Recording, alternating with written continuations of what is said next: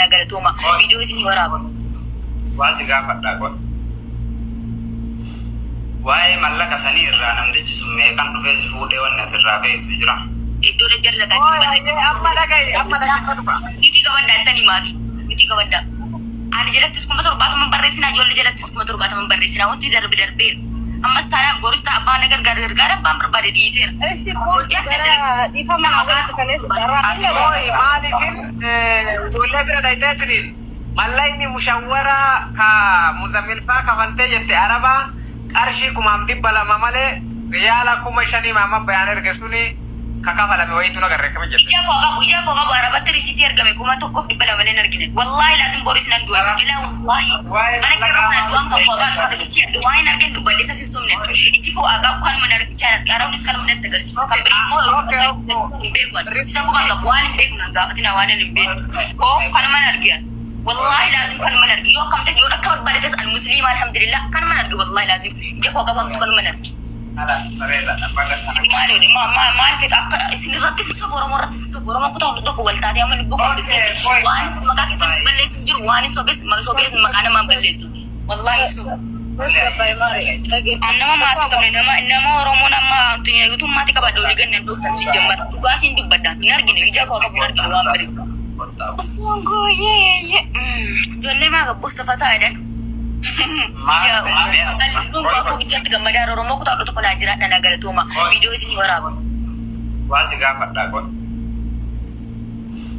waa'ee mallaqa sanii irraa namtichi sun meeqan dhufee si fuudhee wanni asirraa beektu jira silki ko ciptu bangku bangka bon libun ko yi wallahi ganna tan namit tarkarti bangku bangka bon irga sir gana ma bici risiti amma argian once woni dibatta ay satul betan ko bangka garo na bici garo gapasen bishat side bisa na anjere dagge fadi sittani mati akis jirta silki sitre wala bishat side bisa mo brief de brief kan in video sum be ko garo mo risiti gana ma ergi tasoni kuma to ko fi bala magar gala mo wa ergi tasoni mo ko bangka ko aji tun dubba oromon silbu ko arba afte itti sinema dubba yere jedes agar gatani to det wanta na pambanu sinjur dugaran dema arastana Bukan wanita. Ada suara lepas diisi. Wah emang diisi randa gafat diisi deh bisa. Ayah tersiban sewal gafarna. Malain an namicha ergesun. Bakka meeqat tare meeqa walii galle ajjisifune meewan atirraa beetu jiraatis qabrii qabdaanis qabrii qabaa walirran kenna. Dhaabaan tokko yookiin immoo komentii jufi waan nan barbaade na gaafadhu. Raisa. Okay, kuuftu. Mallayni sun bakka meeqatti tare namtichi sun namichaabtuu san argaa meeqan dhufee si baase akkasitti isa aboo haadhatee sanitti haa himaniiti mana olii gadi oofina. Dhaggeeffadhaa taa'adha namaan tokko manni sirrii jiran dhaggeeffadhu. Gaafa sana bishaa kaasa tubaalaa kaasanii si bira fiduutu 5,000. Garuu namichi si bira nan finne bishaatti nagati. Kana olii gadi narkaadha wanti si gaduu qabu. Wanti 5,000 tubaalaa kaasanii si bira fiduudha jiddaan. Garuu mo si bira nan finne namichi bishaatti nagati. Kana narkaa wallayla kana naa deebisatis wallahi maqaa raggolini oromos maqaan dhayii nama tokko sin arrabsanii gastimaa kee irratti jechuudha kuma 70 kam ta'aa jira. Okay, dirqamaan fudhanna eega jettan dirqama waanuu fuudhaanatti agarsiisaa jedheen. Achumarraa ka'eetuma 70 barreessu eegale uummanni. Malee an osoo 70 si gaafachuu barbaade.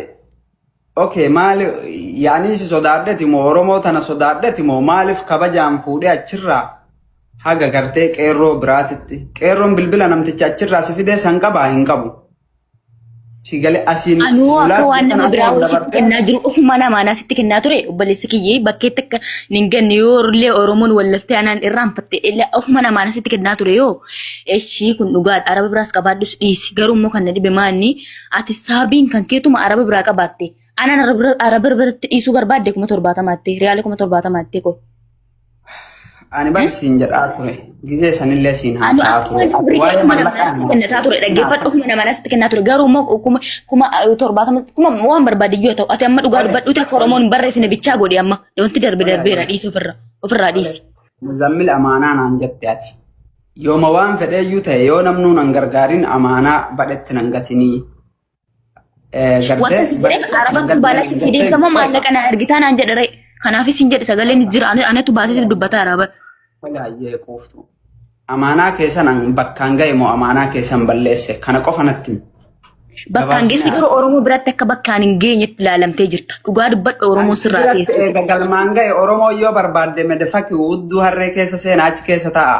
Ani wanni guddaan si biratti agartee amaanaa keessa galmaan ga'e. Dhaggeeffadhu waan sin asii baxabbattan kanallee wallaahi rabbi sin beeka garuu Oromoo rabbi beeka silkiin koo cufaadha quban qabu garuu ani immoo silkii namichaati maalfan amaanaa sin jedhe namichatu baalaatti si deebisamu maallaqa naa kennu naan tarii maallaqa musasisan isumanni bishaan na fide sin hin gashin immoo kan birii na gaafa ta'een giraan agabbe silkiin harkaan jiru akkatti si gaafadhu hin qabu isumatu na dhibee iyyoo naan. Garuu immoo lubbuun koo afee jira lubbuun koo afuu barbaadee silaa Oromoo immoo akkan du'u feetan sila maaloodha afeen jira kan biriin musa kuma torbaatamaa mun barreessin arabbeedhaati. Muzi atillee dhugaa dubbadhu akka Oromoo sirratti hin barreessine godhi. Wallahi warabbal kaabaan arabni mallaqa 70 narraa qabaan yookiin agartee mallaqa saniif jecha du'uu danda'a jiraachuu danda'a waan ta'u hin beeku garuu ansimiidhuudhaaf kunoo gartee akkamitti ganna dhiisee amma immoo qoy akkamitti fidee namichi mucaatti na kennere isin ergitan san isa waaqatti immoo akkamitti na fidee. An gizee sanillee Oromoolleen jedhaa ture bar kuni waan isin wal ilaallatu miti dhimma dalagaa kiyyaaf ka isaa keessatti mallayni waan wal nyaatetu jira kun herreega biraati. Rega isi ilaallatu miti jechaa ture. Si galee kanuma dirqamaa. Wallahi kan hundayyuu wallahi Oromoo ko wallahi sinin jalla sinin kabaja muuzee wajjiniin taatan hundi keessanii na baasanii ankuban qabu wallahi sin kuma torbaatama maal jettan.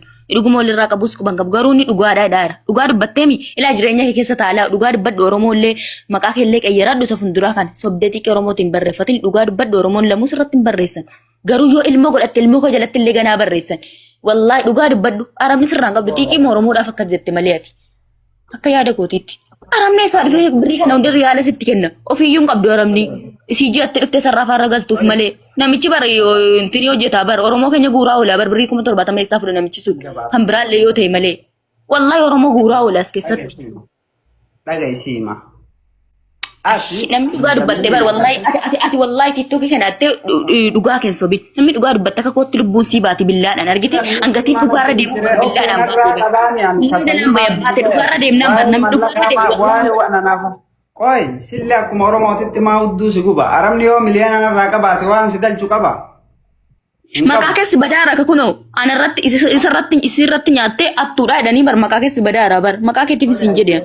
Lubbu ko baaftee galatoomi maqaa keessi badaara dhugaa dubbadhu. Oromoo waa tokko sin gootu dhugaa dubbadhu. Waan biraa dhiisa beekte ani Oromoo hudduu harree seenti ani dantaa itti